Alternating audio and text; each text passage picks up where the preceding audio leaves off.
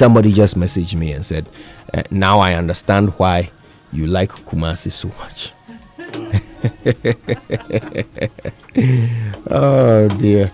All right. Okay. So let's say it right. And by the way, we need to say this. Yesterday there was a massive technical difficulty with our say it right. Halfway through, it just stopped playing. So by popular request, we bring it back. Here it is. Today's Say It Right. Something must be done. You say he does. I say I do. Kojo. Yes? I've got one. Do tell. Luxuriant. Oh, what a lovely word. It is indeed. And it doesn't mean luxurious. No, it doesn't. No, it doesn't. Do you know what it means? Well, it means rich, lush, growing profusely, fruitful, yielding, abundantly, thick, fertile. Okay. Well, you may have a faint idea what it means, but can you use it in a sentence? Poirot twirled the ends of his luxuriant mustache absent-mindedly. Oh, stop showing off, Kojo. Poirot, really? Well, you asked. And I wish I hadn't. Anyway, the word luxuriance can be traced back to the Latin word luxuriare, which means to grow profusely or to have to excess. Oh, look who's become a medieval linguist since she's been away. Oh, leave me alone. Well, did I say it right or not? Oh, that is how you say it right.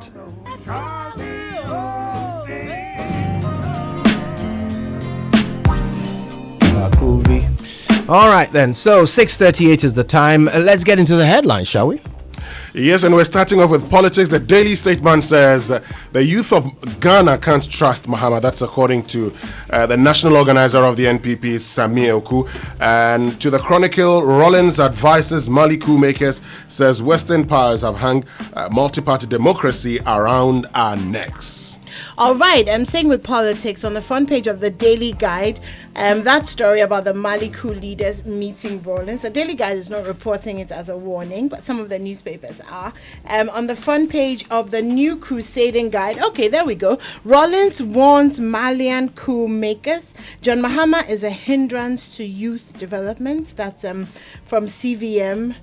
Ooh, that's a little hard to hear sometimes. That's about it. Not lots of politics on the front page. Exactly. Lots of issues dealing with the economy. And so I'm going to the Business and Financial Times that says pandemic hits economy contracts by 3.2% in second quarter. Hospitality sector shattered. I'll tell you more about that. It shrunk by some 74%. Yeah, they were really hard hit. Yes. Really. I'm not sure if they've recovered yet. Not yet. 27 million demurrage paid to shipping lines in 2019. MSMEs get another 90 million stimulus. 25,000 business set to benefit. And Ghana-China's trade value reaches $7.5 billion. And there's an opinion piece here that says, should Nigerians be barred from certain businesses in Ghana? And still on issues in relation to the economy, if you get to the daily graphic, it says COVID-19 impacts economy negatively. NBSSI launches business support program, and 100% payments to depositors of collapsed entities starts, according to the Daily Statesman. Winston, do we need to have a separate issue for Okada, a separate heading for the Okada issues? Because the Ghanaian Times is reporting under Okada issues, training of professional dispatch riders better than legalizing Okada. That's according to CBS. We're going to actually talk a little bit about that later on Political Thursday. Because, of course, Arrive Alive is going to be one of the issues we bring up with our two parties, and we will link it to this particular policy because both parties have done something. One says we're going to legalize it, the other says we're thinking about it, and so we'll have a word with them about that. Have come this morning, okay, so moving on to the economy, 25,000 MSMEs to receive financial support under COVID-19 Recovery Resilience Program. Ghana's cocoa risks EU market ban over forest reserves destruction and Galamsey. On the front page of the Business Finder, 90 million Ghana cedis for 25,000 businesses to cushion micro, small and and medium enterprises. COVID-19 economy contracts 3.2% in second quarter, the first in 37 years. Also regularized startups to qualify for tax exemptions. And that's about it for the economy on the front pages. Well, so let's get into other stories, some social stories, and of course, the Okada is here, government to provide vehicle owning option, according to Vice President Dr. Bawumia. So he says the government is not going to legalize Okada. And you ask the question, so it's been done, it's illegal, what are you doing about it? Anyway, cocoa farmers and yeah, we know it's illegal, don't we? Yeah, we know. We know it's illegal. I mean, so should we be having a conversation about its legalization or not? Or should we be having a conversation about enforcing the laws? Anyway. Still on the front page of the Daily Graphic, and cocoa farmers to earn 21% more for produce. So it's moving from 515 to 625 Ghana cedis. I had to bring us back because I know we're not going to touch on the Okada thing again in the news review. But it's worth mentioning that it's only paying pillion passengers, which is illegal. Sure. Okay? It's only the act of them paying you for picking them up, which is illegal. Everything else is legal. So all the problems that we have with Okada, which of them is due to the fact that the person sitting behind the rider paid to be there? Yeah. Anyway. I see what you mean. Okay, let me move on to my social stories. On the front page of the Daily Guide, policeman grabbed for robbery. On the front page of the Ghanaian Times, law against domestic workers abuse passed. I'll bring you a little bit more on that. And there's apparently, Winston, a 321 million pharmaceutical park that's going to be built for Dawa. That'll be very interesting if we're producing a lot more of our own medicines and pharmaceutical supplies. I think that's it. That's it for social issues. Let me just chip this one in. Big boost for judiciary as government builds 98 new courts and bungalows for judges. So and it's also in the Chronicle. That's all from us. And finally, kidney patient struggles to write BECE. Oh, that's a sad one. That's a really tough one. Yeah, it comes to the photograph of Bismarck Owusu here. Sad one. Sad story. We'll get into the details shortly. What's the scripture on the front page? Oh, the scripture says 2 Timothy 2 verse 4. No one serving as a soldier gets entangled in civilian affairs. Stay in the barracks. All right. Stay in the barracks. Kojos? Yes, Nimwizi.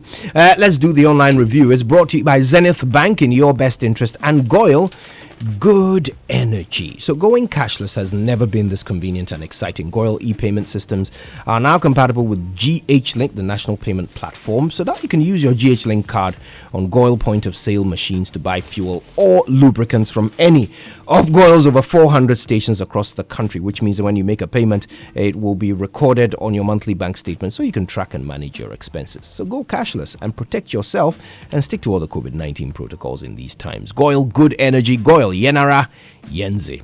Now, at Surfline, connecting you to the hearts of those you care about during these times means a lot to them. With Surfline's internet, you can be productive while working or studying from home. Even if you live on the outskirts of Accra, the newly introduced Air Fiber device will help you connect to a Surfline network more than 10 kilometers away with no stress. So dial star 718 star 77 hash or star 389 hash or star 365 hash to recharge your Surfline account with your mobile money wallet. You can also use Express Pay, Slide Pay and Hubtel mobile applications to recharge and stay connected during this period. Call them on 0302 745 777 for your Surfline Air Fiber device now. Surfline, it's about time.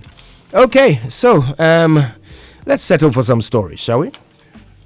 Yes, and let's start off with the Business and Financial Times. And, well, it says pandemic hit economy contracts by 3.2% in second quarter.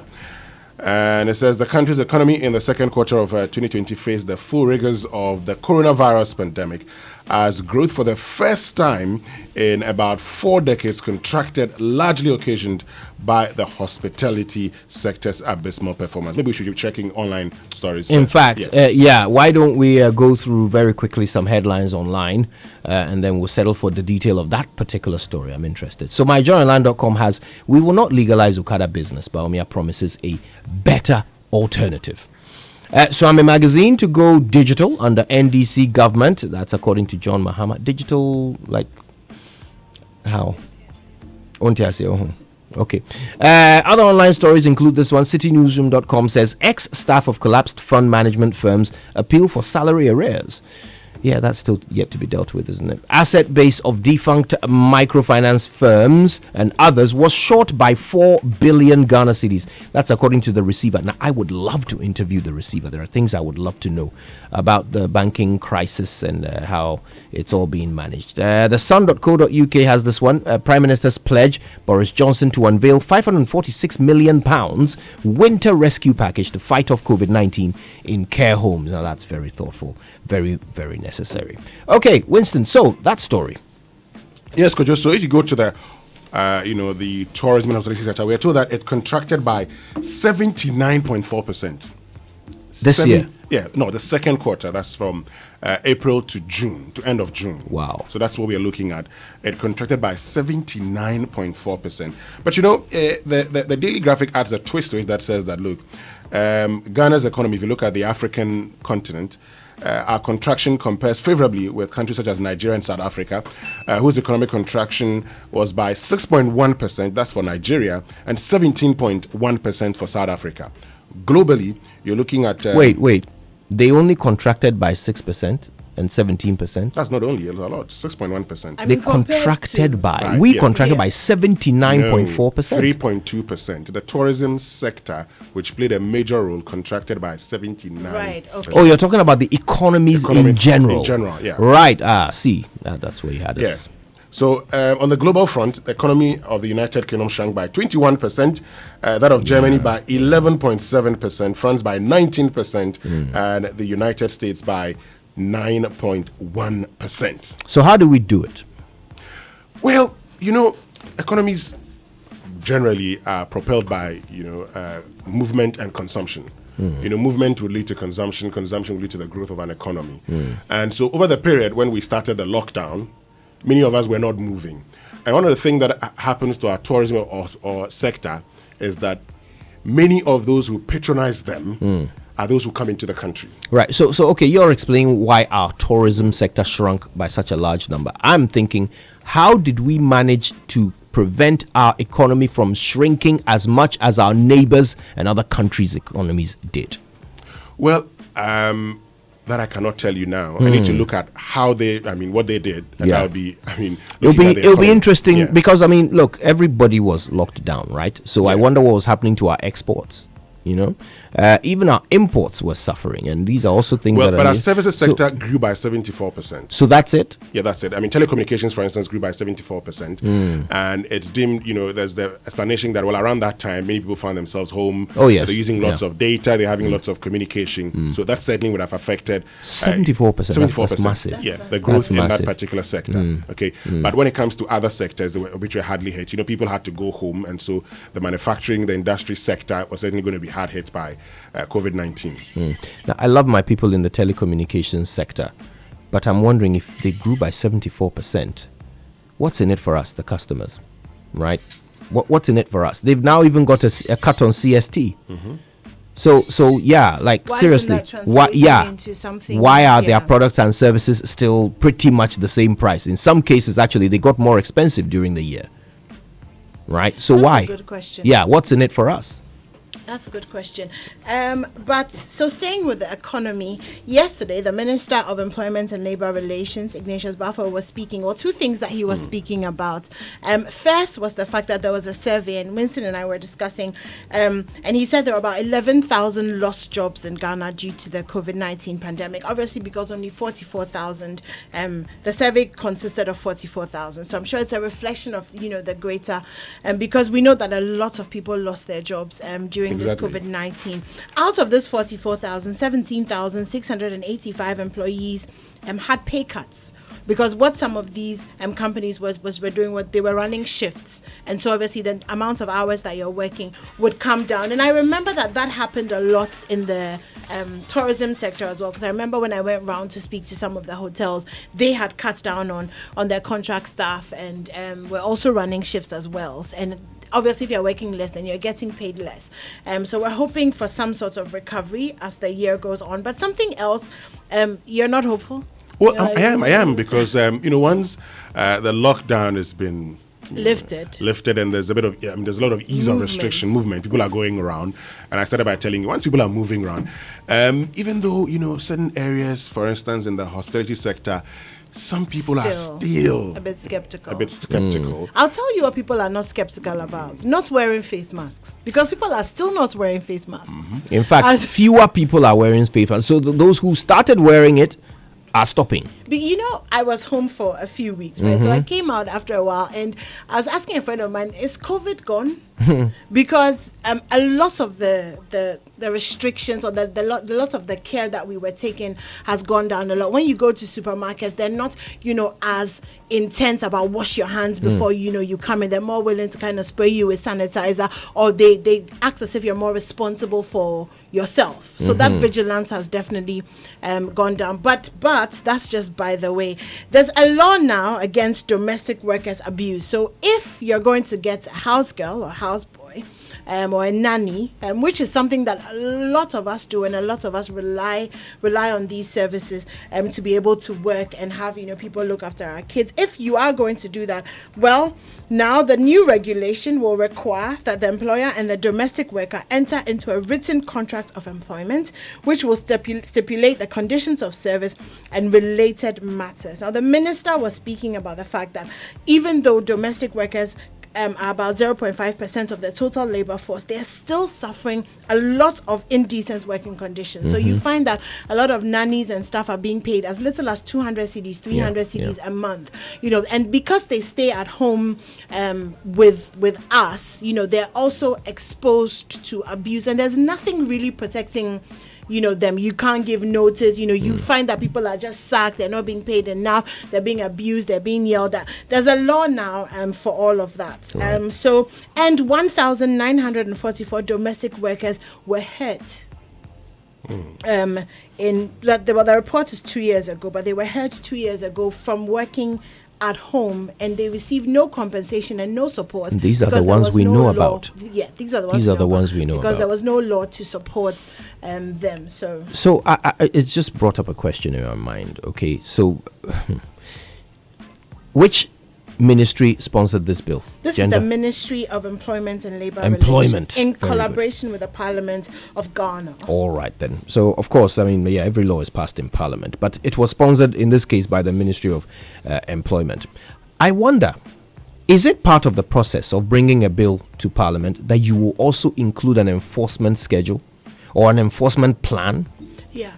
Is it part of it? Because just the law is not good enough. It's actually nothing. It's a waste of everybody's time, including our parliamentarians. If they spend time, deliberate on a bill, pass it into law, and there is no plan on how to implement it.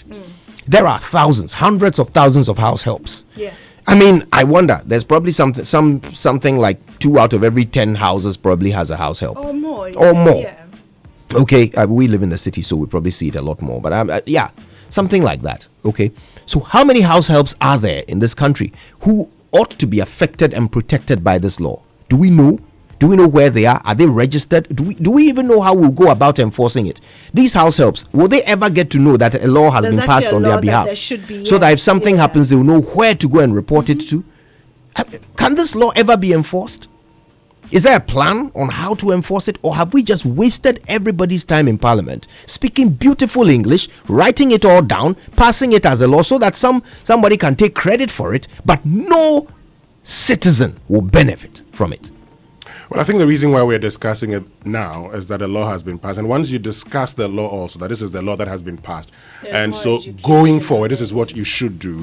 That's education. How does it translate into enforcement? Hold on. Every law that is passed has enforcement contained in the law.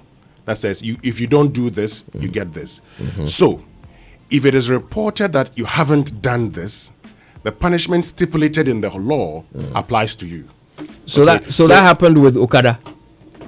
Oh, those who are caught sometimes are jailed. But then while you are you're parked at the traffic light, the thing about the law, while you're parked at the traffic light, they right past you and the police.